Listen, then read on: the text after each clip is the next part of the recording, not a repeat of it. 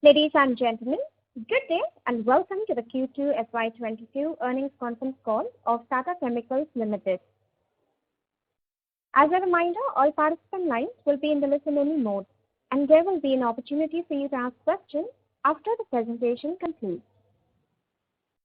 Should you need assistance during the conference call, please signal an operator by pressing star then 0 on your touchtone phone. Please note that this conference is being recorded. I now hand the conference over to Mr. Gavin Desa from CDR India. Thank you, and over to you, sir. Thank you, Margaret. Good day, everyone, and thank you for joining us on Tata Chemicals Q2 FY22 earnings conference call. We have with us today Mr. R. Mukundan, the Managing Director and CEO, Mr. Zarir Langrana, Executive Director, and Mr. Nandakumar Tirumalai, Chief Financial Officer. Before we begin, I would like to mention that some of the statements made in today's discussions may be forward-looking in nature and may involve risks and uncertainties. I now invite Mr. Mukundan to begin proceedings of the call. Thanks, Gavin. Good morning and welcome everyone to the quarterly earnings call. I have alongside with me my colleague Zarir Langrana, Executive Director, Nandakumar Tirumalai, CFO. I will start the discussion with a broad overview of the businesses and the geographies and the environment we are going through in. Firstly, let me just say the demand environment is as good as it can get, and it's constantly improving for the better.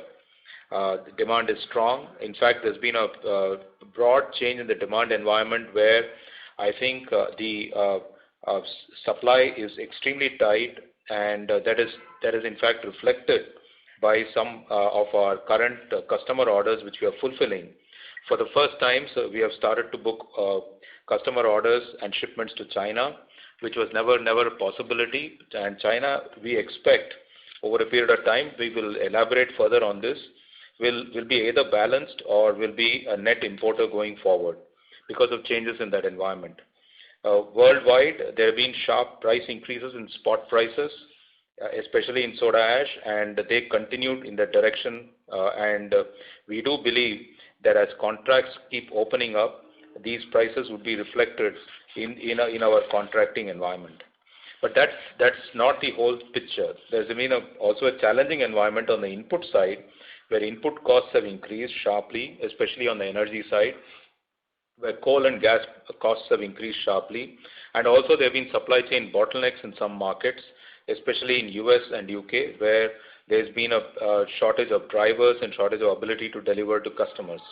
With this backdrop, I just wanted to now dive into our specific performance. Given this environment where I think the market has been strong, the revenue grew by 16%, and we've been able to sort of contain the impact of the cost increases while not fully, and there are some challenges in two areas which I'll come to specifically later, contain mostly in most of the businesses and ensure that we are able to continue to deliver good performance. The soda ash business in India delivered good volume growth of 18%, and this is reflective of demand from end user industries. Besides the volume growth, we've also taken the market prices have improved. I think currently, if you compare it with April levels to where we are, I think we are about 6,900 rupees on the list price. And of course, as contracts open, some of this will get input into our pricing also. But there has been an impact on the input cost. Commodity prices, both domestic and globally, have seen a sharp run-up in coal, natural gas, and carbon.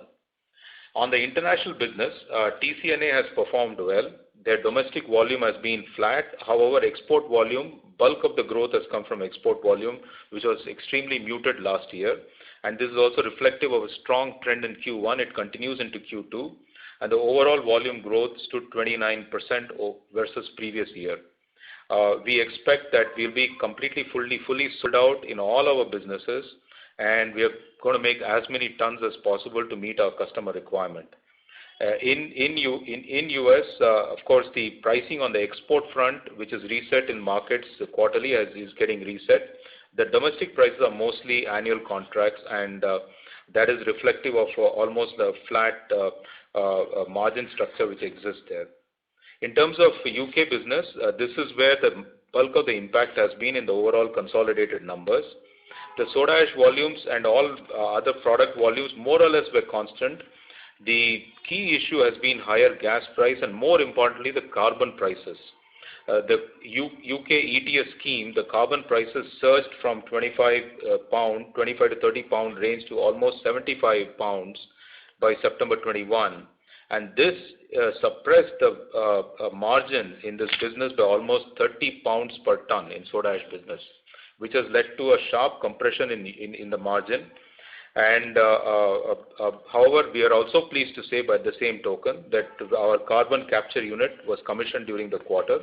This will help to play a good role in improving not only our product mix, also removing a part of the pressure in the carbon emission trading scheme, because it does capture the carbon and reduce the intensity. In terms of Magadi, the business continued to deliver good results with the revenue higher by 54% on back of good volume. They did undertake restructuring. I must add that UK is in the midst of its own restructuring process in terms of addressing fixed costs further. In terms of the other business, in terms of our silica, which is a new nascent business for us, the food grade silica remains stable. Now moving on to our salt business, the performance continued to be strong. Our volume in the current quarter was 3.2 lakh tons, registering growth of 8%. UK salt was fairly steady. The bicarb business in India and UK performed well. Here again, I think the pricing environment is fairly strong, and you would see that reflected going forward in the forthcoming quarters. But the current quarter has seen certain cost pressure, which is transmitted through the margin compression, especially in the Indian salt business. Our focus on HTS and nutraceutical remains fairly clear, that we have to get customer acceptance and reach full capacity, and first deliver on making sure we are break even at EBIT levels. Moving on to Rallis, the quarter 2 was tough for them, especially in the area of the seed business. The rising input prices did lead to margin compression in the crop care, which is the agrochemical segment. Their capex also is moving on schedule, and they have completed the formulation plant, and they've also completed two more expansion of debottlenecking of 2 active ingredients was completed during the quarter, and their multi-purpose plant is pretty much on track to complete by H1 FY23. Rallis will continue to make progress on the stated objective of improving product mix and introducing new products to widen and distribution. Overall, I would like to state the following, that the project in Mithapur also is being executed on schedule.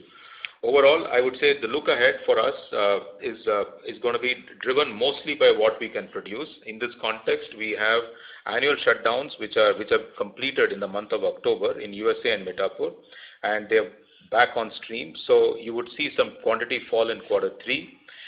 In Rallis and Magadi, the annual shutdown is underway during this quarter. So all the units have taken the shutdown in the quarter 3, and this will be reflected in volume. However, margin will take an uptick because of the improvement in price.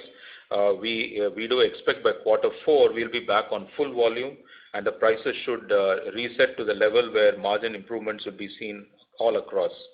And it will be fully reflective of the market condition, which is fairly strong, and also fully account for the input cost as we move forward. So overall, I just want to say that our core business is in a strong footing, and we would continue to invest in them, and our investment plan of 2,600 crore in TCL India, and also investments in Rallis would continue. Our new initiatives are shaping well, and we are confident that they will continue to make a positive contribution going forward. And we are also on track to ensure that sustainability remains a cornerstone of our businesses. The carbon capture unit in UK is reflective of the direction. With these broad words, I will now hand over Nandu to take us through the financial performance. Yeah, thank you, Mukundan, and good morning, everyone. Let me just walk you through the performance for Q2 for Tata Chemicals. Before that, based upon the feedback from investors and analysts, we have added this time 2 more slides, one on ESG and one on the input cost, which is affecting us for Q2. For the quarterly performance, our revenues for the group grew by 16% over previous year, mainly on account of the higher volumes led by soda ash across all geographies, notably India, US and Kenya. The EBITDA was at 501 crores, up 30%. EBITDA margin has moved up by 2% and PBT by 70%. Broadly, the profits were higher than previous year in India, US and Kenya, offset by lower profits in UK and Rallis. Now I'll move on to business-wise performance. Starting TCL India business, the revenue has grown by 18% over previous year, mainly on account of higher volumes. The EBITDA margin has moved up by 7%. If you remember, last year Q2, we had all dividends coming in Q2 because we had the AGMs held after the COVID quarter. But this year we got all dividends from Rallis and Morocco in Q1. That is a skew in the other income compared to quarter on quarter. Apart from that, because of the higher input cost affecting our variable cost, our overall contribution margin has come down compared to last year's Q2. We also had a one-time write-back of 20 crores of our old provisions on account of fertilizer business. Now moving on to the US business, as Mukund mentioned earlier, the volumes have rebounded from previous years. The revenues have moved up by 22%. There are also cost pressures because of increase in cost of gas and freight. The EBITDA has doubled from $13 million to doubled for the current quarter. Consequently, because of the higher sales and operating leverage, the PBT has moved from a loss of 26 crores last year's in Q2 to a profit this quarter. We are also able to reprice our debt in US from L plus 4% to L plus 1.6%, which will help us by around 50 crores of interest savings year on year going forward. Coming to UK, as Mukund mentioned, the revenues were up compared to last year's Q2. But however, because of the impact of the carbon pricing and other factors, the PBT was a loss of 69 crores compared to a 2 crores profit last year.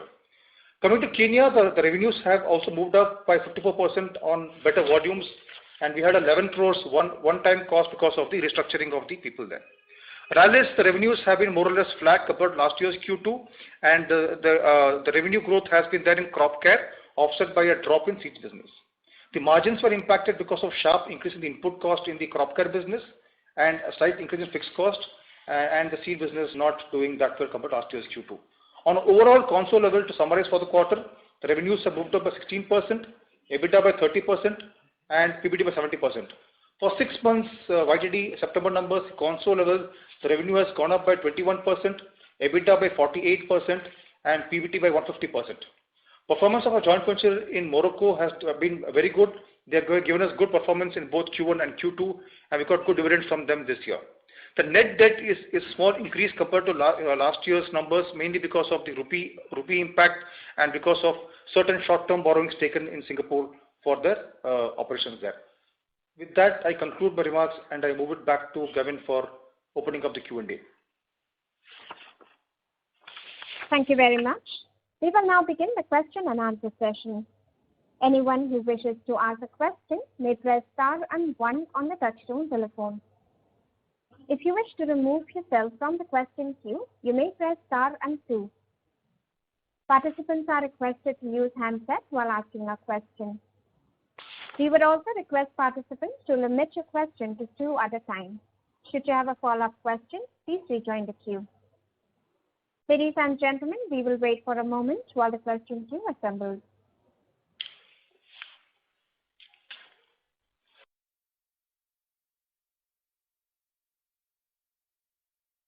The first question is from the line of Abhijit Akella from IIFL Securities. Please go ahead. Yeah, good morning and thank you so much. The first question is on the India margin front. So we've seen basic chemistry products margins, EBIT margins coming down to below 25% this quarter compared to 30% in the June quarter, 1 quarter ago. So I understand this is largely driven by the input cost inflation, but if you could please comment on, do we start to see benefits from higher realization starting the December quarter? I believe we've taken a sequence of some 4 or 5 price increases since June this year. So do we start to see benefits of that, and will that help restore the margins back to the levels of 1Q? That was one. And a related question is just on the hedging strategy versus the gas cost and any other input costs. If you could please just apprise us on where we stand and how much we'll be able to withstand this inflation in input costs. So firstly, Abhijit, I think what I want to say is that we have a mix of what we call as a hedging as well as purchasing and just inventory stocking approach to manage the risk. And it is fairly dynamic as we speak. So I think we will continue to maintain that. So we are fairly comfortable with our position as we speak. And we are also comfortable with the fact that if you look at UK, where bulk of the gas is bought out, and also in US, we have been in discussion with customers, and we have been able to sort of more or less work with customers in terms of passing on many of these increases back to customers. In UK, especially the carbon cost, we've been able to engage with them and make sure that they are aligned to the shift in the marketplace, and we are fully covered on that. So you would see this changing, I think, as far as international business is concerned, from Q4 of which is the March quarter. You will see this switch happening, and you will see it fully come in. Part of it will come in the quarter 3, but not most of it.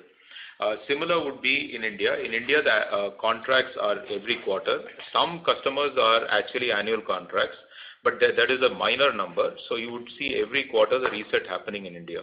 In India, actually, the margin compression has happened because of a couple of one-offs which were there during the quarter. There was some provisioning which we had to make because of certain past period issues of about 6 crore, which is an element.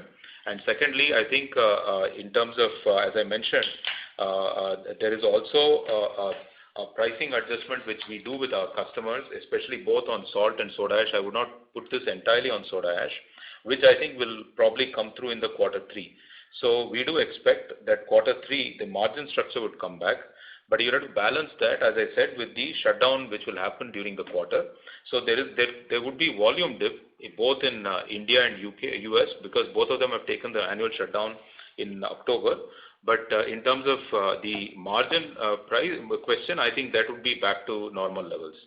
And in fact, by Q4, we expect them to be even better than where we are today. Yeah. Got it, sir. Thank you. Just, on that front, just one additional clarification. If you could guide us to how many days of shutdown, and therefore what, kind of impact on production we should expect to see in 3Q, that would be really helpful. And the other question I just had was with regard to the, Tata Group's announcement regarding the electric vehicle plans. Tata Motors has recently made announcements. In that context, if you would like to offer any comments regarding Tata Chemicals' plans on that front. Thank you so much. So in terms of shutdown, I think rather than go unit by unit, I would just say if you take a broad number of about a week, I think that should broadly cover it. And in some units, it may extend up to 10, nothing more than that. Yeah. Yeah. The second element was on the energy business. I think if there's anything substantial, we'll come back to you. That's where we are. Thank you so much. I wish you all the best. Thank you. The next question is from Resham Jain from DSP Investment Managers. Please go ahead. Yeah, thank you, sir. So I have just a couple of questions. First is on India business. In last 6 months, what is the net increase in the cost, and what is the net increase in the realization? If you can just broadly give a sense on that. Yeah, I can only give you a broad color. Let me give you, rather than get into specifics, we had taken a price increase up to September end of about 4,000 rupees broadly. Am I right? 3,000 rupees. And at the margin level in soda ash, this had led to a compression of margins by about 300 to 400 rupees broadly. That's what I would say per ton. And if you see currently where do we stand on pricing, we are 7,000 up from April. So by September end, we were about 3,000 up from April, and there was a margin compression of 300 rupees. And going forward, we are already at 7,000 rupees up from, which means another 4,000 has been taken. And in the quarter of September quarter, there was a compression by 300 rupees in terms of margin. That's where we are compared to Q1. Okay, so net the total increase in cost is 7,000 rupees per ton. Is that right? No. This is the price increase. I was saying if broadly the price increase is taken up to September at 4,000 rupees per ton. Okay. What we have taken in up to this period, which is up to October when we are speaking, already 7,000 has been executed in the marketplace. So another 4,000 has happened in the month of October, and we had a margin compression in the quarter September of 300 rupees, 350 rupees per ton broadly. Okay. Got it, sir. Thank you. And my second question is on Mithapur project, the new plant. Are there any changes in the timelines there? Sorry, which one? No, I think it's moving on schedule. Nothing much to report about. I think we have had excellent discussions with some of our key vendors and those who were impacted due to the oxygen shortage and all during that period, second COVID wave, and they've all worked hard to get back on schedule. So I think we are keeping a very close watch on that, not just because it's a project we would normally want to deliver on schedule. Right now, the market demand is so strong that we need every ton we can get out of every phase of that expansion. Okay. And so lastly, just one point from the industry perspective. Within India, are all the plants running, soda ash plants running completely? You mentioned you had small shutdown, but there is, other than those normal shutdowns, no other major plants having impacted in any manner. The plant maintenance shutdown, but only one issue that one of the unit is probably partly has been shut, but I think that's really the issue. Otherwise, I think all units are running flat out. But the demand is extremely strong. That's all I can say. Okay. Thank you very much and all the best. Thank you. Thank you. We would request participants to limit their questions to 2 at a time. The next question is from the line of Sumant Kumar from Motilal Oswal. Please go ahead. Yeah, hi, sir. So we have seen a significant price increase, say, India business and across globe also. And the kind of the demand supply scenario is, despite the lower demand and in container and flat glass, we are demand supply is favorable. So assuming this scenario and flat glass and container glass is going on the full swing, do you think whatever the price increase we have taken, because of better the demand supply scenario, the price, whenever the fuel price is going to correct, the overall the margin level and the realization level is going to improve for the company? I don't want to make such a comment. All I'm saying is that we know where we are in terms of demand. Certainly, the market is. If you look at the forward or future price in China, it is already running in the region of $350 to $400, and so it's really at a very, very high level. And I think pricing would continue to be strong. The issue is in terms of cost. When the cost will come down, I cannot say, but certainly the cost environment is also challenging. And I think what we should budget is that in terms of Q4, we should see that the suppliers are able to sort of have a better position than what they had in the past. Okay. Can you talk about what are the key steps, initiatives we have taken for UK business, and we have seen a lot of margin pressure in this in the UK business. So from here, what we should assume and what from the margin side? So as I mentioned, I think the carbon cost is about £30 a ton approximately. I think we have gone back to customers and have engaged strongly with them to say this is something which is completely out of everybody's control, because the carbon price is a traded product there, and you have to buy from the market, and we have engaged with customers, and most of them are fairly understanding of the situation we are in, and we do expect that most of them would accept those changes in pricing due to having carbon as pass-through. No, but what are the key business initiatives we have taken to have an alternate fuel for the UK business? In terms of business initiative, one is, as I mentioned, carbon capture unit is now already commissioned. About 40,000 tons of CO2 is internally made, so we won't be making external purchases anymore. And as you know, UK also had a very, very severe shortage of carbon dioxide, which actually impacted many of the food manufacturers. We will not be impacted in future because we have our own internal carbon capture unit. which has come in very handy. Secondly, it also allows us to avoid the expenditure of buying CO2 in the marketplace by about 40,000 tons. And of course, they are going through their fixed cost erosion program, which is underway already. Okay. Thank you so much. Thank you. The next question is from the line of Anshuman Atri from Premji Invest. Please go ahead. Yeah, hi sir. Good morning. My question is on the EV front. So, how will be addressing the technology aspect? Whether will it be in-house, will do JVs, and when can we expect major plans on the EV front? Given that Tata Motors has highlighted in every call or slides about Tata Chemical being one of their partners. I think there's nothing specific to report. I think if we have, we will come and report. Yeah. Yeah. So, I mean, what are the plans here in terms, like, do we have the technology know-how, or like how are we going to approach the business?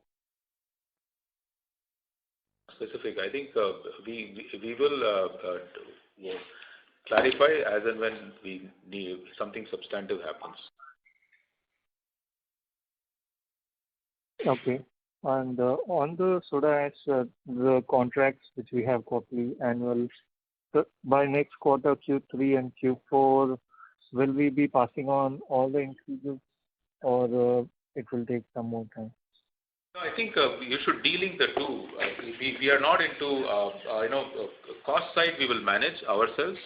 The pricing side is we will also ensure that the pricing side we are pricing the product depending on the market condition. So clearly, as I said, the cost side we will continue to manage our input costs, but the market conditions are fairly strong in terms of the output and selling. So I think I would like to sort of say that in this sort of condition, our effort will be to maximize whatever we can do to ensure that the pricing remains appropriate and the pricing remains fully justified on the basis of demand-supply situation, and we will manage the input costs. I don't want to link the two. All I can say is that we will, as we go forward, more or less fully cover the cost improve. But I think I don't want to say how much additional we'll get, but certainly we don't want to link the two. Okay. And so, I mean, on the soda ash side, there were reports of potential US business sale. So, are we fully committed into the soda ash business, or we are looking at new chemistry? I think these are all very speculative news. I think we have already said that we will not comment on any speculative news when this came out in the media. So I think that is where we are. Okay, thank you. Thank you.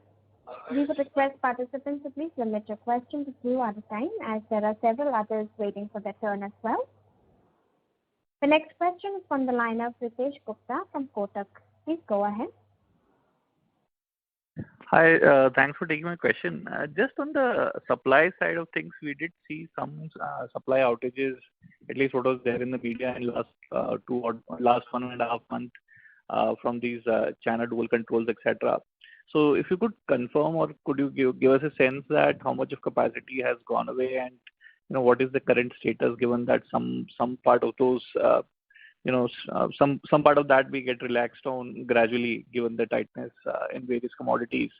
So if you could just comment on the China demand situation as well as supply situation, if you could. And secondly, on the US side, the exports have risen. I mean, could you just also give us a sense in terms of how much of the demand is lithium driven, and what contribution of demand comes from lithium side of things? I think as far as lithium sector is growing pretty close to double digit, and will continue to be supplied. I think at the low end it probably is at about 7.5%. At the high end it probably is around 10 or 11% growth, which we will continue to see spread over many years. As far as our assessment of FY22 is concerned, the world is short by about 2 million tons broadly today. So that's where we are. So I don't want to get into specific shutdown or opening, but if the demand environment continues where it is, at the low point, it probably short by about 2 million tons. But it includes any significant supplies coming in apart from whatever debottlenecking and small marginal expansions here and there. Barring India, you don't see any new kind of greenfields getting announced as well across the globe.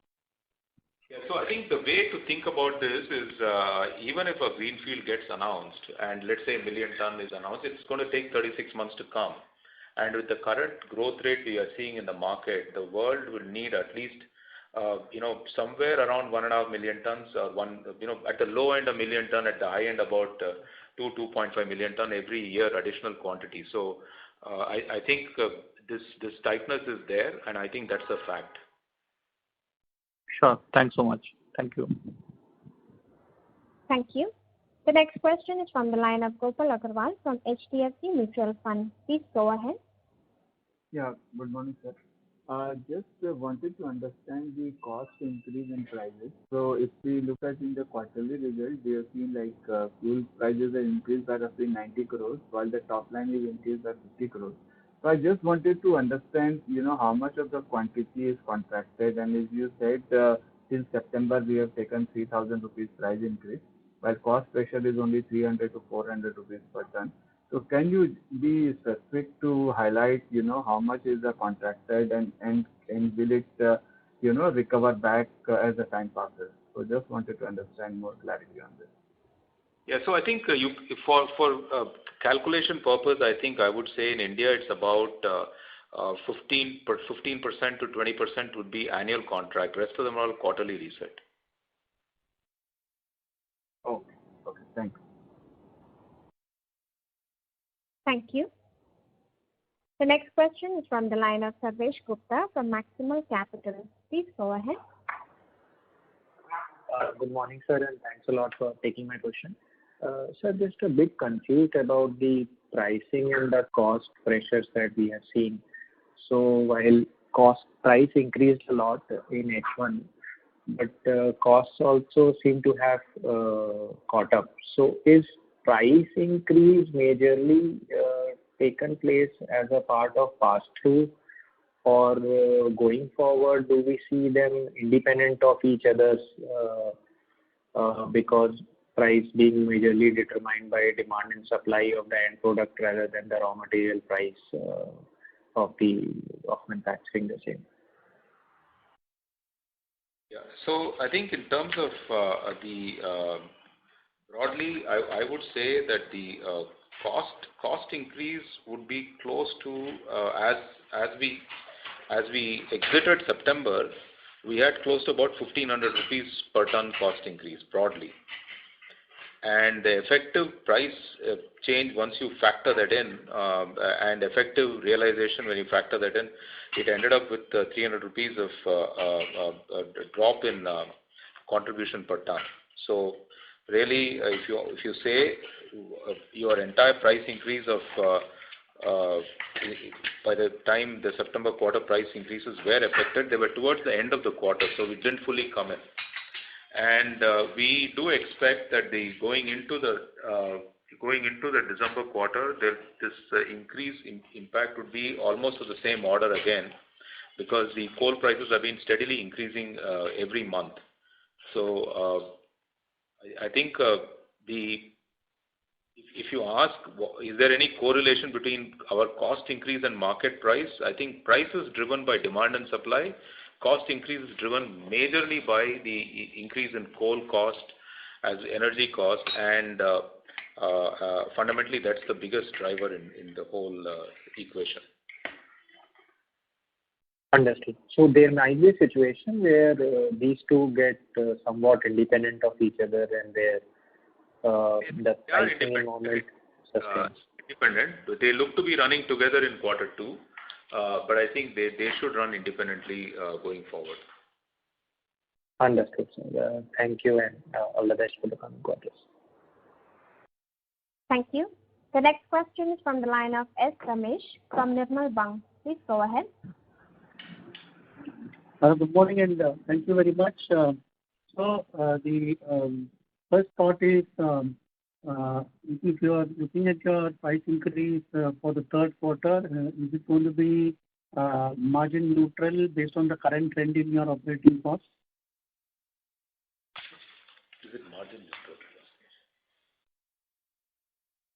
Yeah, I think we should.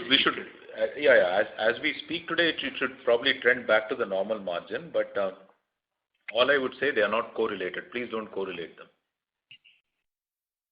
Yeah. So the second thought is, can you give us a sense in terms of what is the current capacity utilization in the global industry ex China, and what is the kind of capacity utilization number you have from China? Because China seems to have calibrated their local production in the last few months. Can you throw us some light on that? The global utilization is running at very tight levels. We are running at almost 94, 95. So we in fact are finding it tough even to take an annual shutdown because of the demand. So I think the utilization levels are extremely high, and we've been postponing that. But I think we took an inevitable call that when prices reset in Q4, we should be fully in line to produce, which is why we pushed it as far as possible to Q3. So I think that's really where we are. In terms of in terms of China, I think China should be importing, I think, close to at least 500,000 tons, 500,000 tons approximately. From being an exporter, they turned net importers now. Okay. So this, when you talk about this 94% capacity utilization, what is the base of operable capacity you have? Because the number I have seen in consultant reports of the order of 73 million tons of capacity. So is that figure close to what is operable today? Yeah, of the plants which can run, there are when these nameplate capacities come, there are also many mothball plants and all, they get added up. But of the plants which can run, I think we are at about 94, 95. And 94, 95 means that you've got a very little headroom to take your annual shutdown. Fair enough. Thank you very much. I will come back on. Thank you. The next question is from the line of Alisha Mahavla from Envision Capital. Please go ahead. Hi, sir. Good morning, and thank you for taking my question. My question was also on capacity utilization only, and I just wanted a clarification. The 94-95% is what we are saying is our current capacity utilization in the soda ash business, just re-clarifying it. Our utilization. Yeah, it must be exactly this. We will also be at the same level. I mean, if you account for our shutdown. Okay. Understood. And there is no capacity expansion that we are looking in this segment that can be expected, say, in H2, apart from the annual shutdown, whatever debottlenecking that can be done. We are expanding. We are in H2, nothing will come on stream. H2, maybe some minor additional volumes may come, but I think it's not going to be substantial. Okay. Understood. And just one additional clarification. Specialty products, the reason the margins have dipped is because of Rallis? In specialty products, the margins have... It's driven by Rallis. I think we had a shortfall of, we should just look at previous year performance and the current year. 30 crore reduction in seeds profits. The last year, the seeds in Q2 made 1 crore EBITDA, and this year it's made a 20 crore loss. So I think that has led to 30 crore swing between previous year and the current year. And that's really the main reflection of what's happened. So, and we are addressing that, the issues in the seed business there. Okay. Thank you. All my other questions have been answered. Thank you. Thank you. The next question is from the line of Chintan Modi from Haitong Securities. Please go ahead. So my question is on the UK unit. You mentioned that you have put up this carbon capture unit. Can you tell what is the free allowance that you are getting today over there? What is the, Chintan? Free allowance of carbon credits out of the total capacity. So you want to explain? Yeah.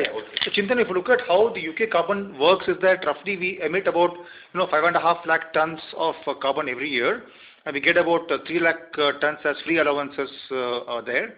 So we have around 2.5 lakh tons of exposure to carbon, out of which roughly half is a pass-through because we also sell power to the grid, and the power pricing includes the cost of carbon. And therefore, around 1 lakh tons is roughly the exposure we have every year on account of carbon. This is after netting off the benefit of the CCU. So 5.5 lakh tons is the emission, 50,000 tons is the carbon capture unit, 5 lakh is the balance, 3 is the free allowance, and 2 is the exposure. In that too, half is pass-through and half is exposure to us. And that's what now we begin hedging this month onwards. Okay, got it. And the carbon that you capture basically, you utilize it for your internal purpose or you sell it into the market? We use it internally, and if there are periods where we have certain surplus, we will certainly sell in the market, but it is for making sodium bicarbonate, which is a very high value product for us. Okay, sure.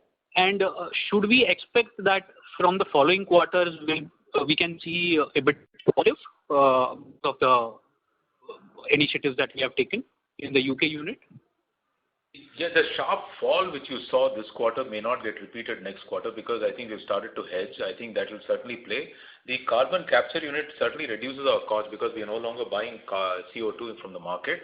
But the real issue, the real driver of the bottom line this quarter has been the fact that the open exposure which we had in quarter one when Brexit happened, then calendar quarter one, okay, which is the previous of quarter four, that became an open exposure.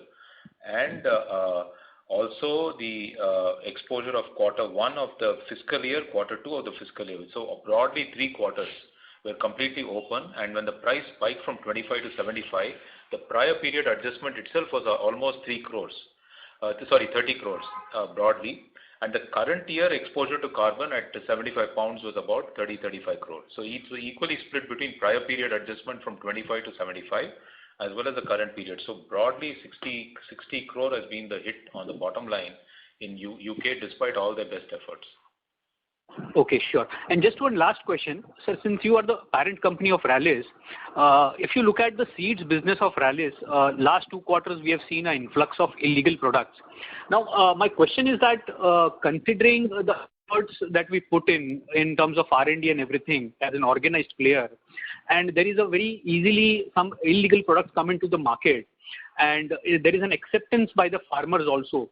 So just wanted to understand like any strategic decisions that we are taking with respect to seeds business, because it seems like it's a difficult business to be in. So I think, Chintan, I think the good point. I think we are working very hard to look at our portfolio fully, and we are also making sure that we can at least make sure that we are in the products which are difficult to come under pressure from illegal products. So you will see some change in the approach we have in that business. You're absolutely right that this shift in the marketplace has hit us very hard this year, and we have learned a lot out of that, and we are going back to the drawing board, and which is why I said we will make sure that business is brought back to at least a steady keel and not get into the kind of situation which we found ourselves, move from 10 crore profit into 20 crore loss. Thank you. I would request Mr. Modi to rejoin the queue for follow-up questions. The next question is from the line of Dhavan Shah from ICICI Securities. Please go ahead. Yeah, thanks for the opportunity. So most of my questions have been answered. Just I have one question on the US and UK pricing revision. So I think 80% of our contracts from these 2 geographies are on annual basis, and the revision would happen from the next calendar year. So considering the the input price inflation and if there'll be any crude price hike from the next year or maybe in the coming period, so to immune from that cost price inflation, how much pricing revision are we expecting for these 2 geographies from the next calendar year? If you can share in terms of maybe relative terms or the absolute terms. Broadly, I think we are more or less going to be covered on the input side. That's not going to be an issue next year. I think we've been working with customers that even for quarter 3 we need some support, especially in UK because of the carbon issue. Most of the customers are understanding of the situation which the carbon market has created. So there may be few who are still in discussion, but we expect to close it with them because I think this is an unprecedented situation which UK has found itself, and we are in discussion. Even though there are annual contracts, we've gone to them to say, while we have annual contract, we need to have a discussion because of unprecedented situation. I think that's where we are. Next year we should be more or less covered. And can we expect some more positive data because the market would be more in terms of the demand favorable. So because China is also importing for the first time, so can we see some more positive data in terms of the realization growth for these 2 geographies going ahead? Allow us in the month of Jan to come back to you because we would have concluded all the contracts by then. At least we would be, and we are also reworking some of the contracts to include carbon surcharge as energy surcharge all put in place, which was a learning we've had. Unfortunately, up till now, this spike in carbon had not happened, and it's an event which I think caught us on the wrong foot. We have corrected that, and in Jan we'll clarify to you exactly where we've landed with customers. But the discussions are all in very positive territory. Thank you. I would request Mr. Shah to rejoin the queue for follow-up questions. The next question is from the line of Saket Kapoor from Kapoor and Company. Please go ahead. Yeah, Dhanyavad sir for the opportunity. Sir, firstly, if I could articulating what you said, from April 21 to October on event date, we have taken a price hike of 7,000 rupees per ton, sir? Yeah, 6,900 to be accurate. 6,900 to be accurate. And up to September, the hike was rupees 3,000. And 4,000 is the cheapest hike, if I may use the word, for the month of October itself. That's correct. That's correct. Okay. And for the inflationary part, sir, it is 400 rupees per ton. That is the total inflation cost, or how should that be aligned for the 7 months? Taking into account the coal and the salt prices?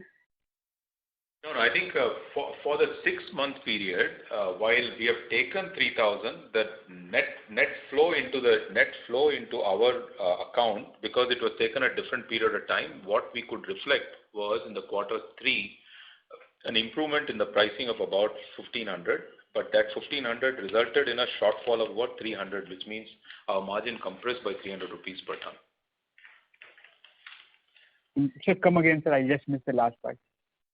I said that if you take the full quarter period and you average because increases happened at different period of time, the September quarter, the improvement in pricing was 1,500 in net realization, net of all the other, transport, everything put together. But however, that did not cover the full cost increase. We were short by about 300 rupees per ton. Okay, and this hike in the month of October would be far higher than what the inflation. It is more about the demand led, or will it have its inflation component with it? The hike which you took for October. It is more supply demand led because we don't want to say that our price movements are just led by the cost. Cost is only one element, but also demand supply is another element. So this is more of a bottom line contribution. This hike will be the October month hike. The costs are also moving up in parallel. So I would not say entirely everything will come, and also all of them will happen at different time because each customer has a different reset during the quarter. So I think all we have indicated is that demand environment is positive. The cost environment is a challenge, and we are managing both together. And quarter 3, there are also all our units have gone through shutdown because we could not take them earlier in previous period because of very strong market condition. And we want to enter the new contract period with full capacity available for us to serve the customers. Thank you. I would request Mr. Kapoor to rejoin the queue. The next question is from the line of Rohit Nagraj from MC Global. Please go ahead. Thanks for the opportunity. So the first question is in terms of the demand situation. So if you could just elaborate in terms of individual geographies, what are the driving factors because of which the demand has suddenly gone up? Supplies you have, and which was mentioned that there have been issues, but which and all are the demand-led factors across different geographies? Thank you.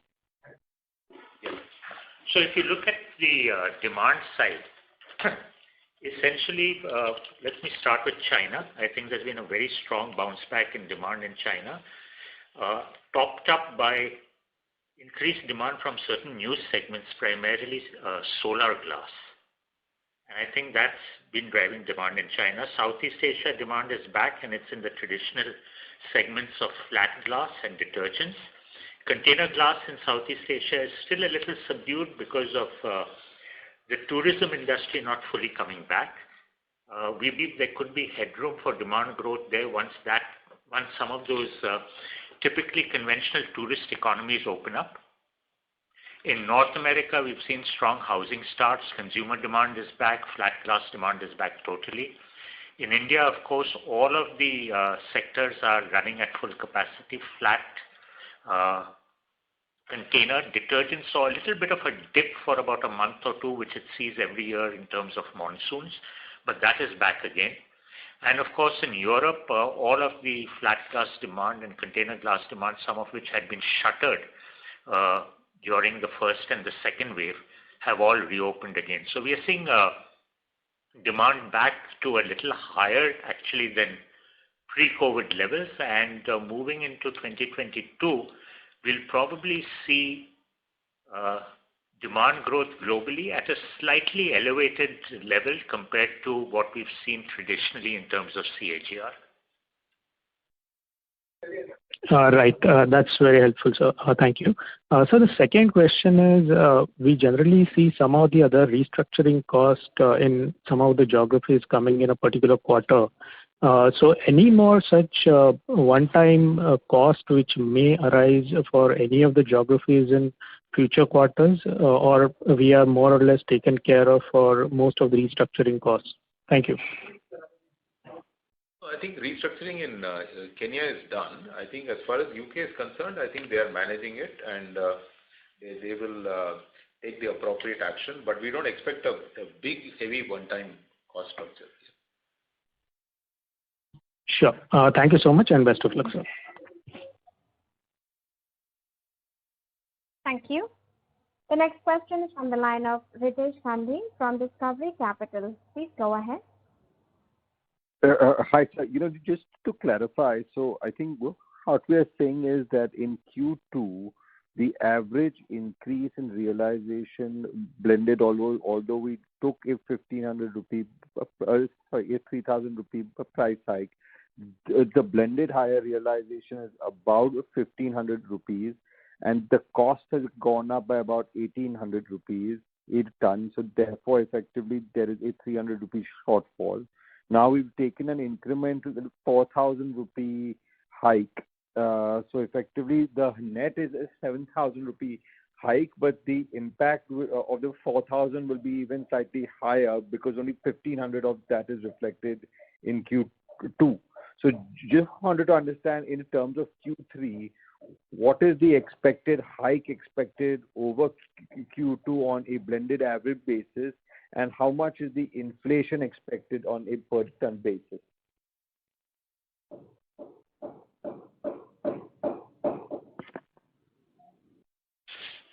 Yeah, so I think as Mukund has mentioned earlier, this is really a blended number that we are working on in the marketplace, driven by supply-demand balances and by inflationary pressures that we are seeing. And as we move into the next quarter and more so in Q4, which is calendar year Q1, you'll see all of this kind of flowing through. So I would understand that demand is effectively speaking driven by the demand supply in soda ash, which is extremely tight given high demand and a low supply, and your cost is driven by near-term implications around commodities, around coal, etc., which we expect to normalize. So I understand that while pricing will actually remain the same, potentially increase, hopefully in Q4 as the commodities ease off, we'd expect a reasonable amount of enhancement in the profitability. But just wanted to understand in terms of Q3, where do we expect to be in terms of EBITDA per ton compared to, let's say, Q2? I won't make a specific comment. All I would say is that I think we would not want to link the improved changes in the market price to cost increase alone. It is a demand-supply situation. Yeah, we get that. That's where it is. And if you want to see a steady number flow through, where will we settle down? I think Q4 will be the right quarter to check that piece. Because there are moving parts in Q3, but Q4 it should settle down more or less. And the other question was that we understand that, I mean, on the demand supply side on soda, the supply is obviously constrained given the lead time to putting up incremental capacity. Just wanted to understand is that what is leading to the increase in demand? And is that just a bounce back from COVID where people had a lower inventory levels, or is this something that is structural in terms of the demand? No, I think it's a mix of both. What you probably saw in the earlier half of the year was customers restocking and bouncing back. But as I mentioned earlier, there are also structural changes happening in the marketplace. We are seeing new centers of demand, new application centers of demand opening up for lithium and lithium carbonate, for solar. And of course, there is the normal growth in demand that we are seeing across flat, float and container glass. So it's a mix of both. As I mentioned, 2022 demand globally is likely to be much higher than what we've seen traditionally. It should then ease back into its normal growth levels of maybe 2.5–3% per annum CAGR globally, with of course regional variations. That should continue into the foreseeable future for sure. Got it. While supply side catches up. Got it. And on the, so I mean, just sort of interpreting what you're seeing for Q4 onwards and the next year onwards, assuming commodity prices, effectively speaking, normalize, because anyways, like aggregate coal demand has been reasonably flattish. You'd expect, I mean, numbers which are materially higher effectively than where we've historically ever been. I think you should wait for Q4, I would certainly say, because I think we know that coal is now more or less stable at elevated levels. It has not come down. And natural gas, again, for example, in UK, is holding at elevated level. It has not come down. In US, again, it is holding at elevated level. So I think we have to wait for market signs to say when it will actually taper down, which is why I think I'm a bit reluctant to sort of give you some point about next year. But Q4 will be a clear indicator of where we are landing. Thank you. We'll take one last question, which is from the line of Abhijit Akella from IIFL Securities. Please go ahead. Thank you so much for the follow-up, sir. Just a couple of clarifications regarding a couple of data points mentioned previously. One is the carbon capture unit in the UK, this 40,000 tons of CO2 that we save. Should we just interpret that to mean that we basically multiply 40,000 tons into 75 pounds per ton, and that is the quantum of savings that we should expect to realize out of this? That could be one method. I think the way Nandu has explained, I think is the right approach, which is to say that our overall number net of that carbon capture is about basically we and the free allowance put together, 3 lakh free allowance. We have a net number of 2 lakh tons of carbon which we have to buy in the market, of which I think 1 lakh ton is a pass-through and 1 lakh is the net amount for which we need to hedge and we need to buy in the market. Understood.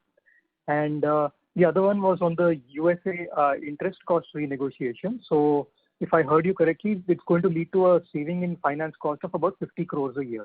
Is that the right number? Yes, on this loan, yes, Abhijit. It was a $275 million loan, and L plus 4 was the earlier pricing. Now it's L plus 1.6%. So 2.5% savings per annum on 275 million is around 50 crores per year. And that will begin from the December quarter, is it? Or? Yeah, from December quarter onwards, because this got done in end of Q2, so that will start flowing to us from Q3 onwards. Perfect. Great. Thank you so much and wish you all the best. Thank you, Abhijit. Thank you. Ladies and gentlemen, that was the last question for today. I now hand the conference over to the management for closing comments. Thank you, and I think let me start by saying that we have been through very interesting times in the last quarter. These kind of market development, both on the demand and the supply side, were certainly fairly unprecedented. But the team has responded well with agility to serve the customers, and they've engaged well with customers to explain the situation. And we do expect that, I think, in terms of the short term, we will be able to continue to deliver to the best expectation of all shareholders. In the long term, our story still remains the same. Our growth expansion in Mithapur continues on stream. and both in soda ash and in salt. I think the market demand, market opportunity is fairly strong. Our approach to making sure that we get our two new businesses at least to EBITDA positive, I think is still our first step, and we are well on our way. And in Rallis, we have an additional task now of fixing the seed business, which we will continue to focus on and deliver. In terms of overall, I think the teams are enthused with the positive turn of event and with the slight reduction in the waning of COVID. I think our teams are fully energized to deliver in the marketplace. I would like to end this call by wishing all of you a very happy Diwali and see you all in the month of Jan when we will come with a fresh update on where we stand. Thank you. Thank you. On behalf of Tata Chemicals, that concludes this conference. Thank you for joining us, and you may now disconnect your line.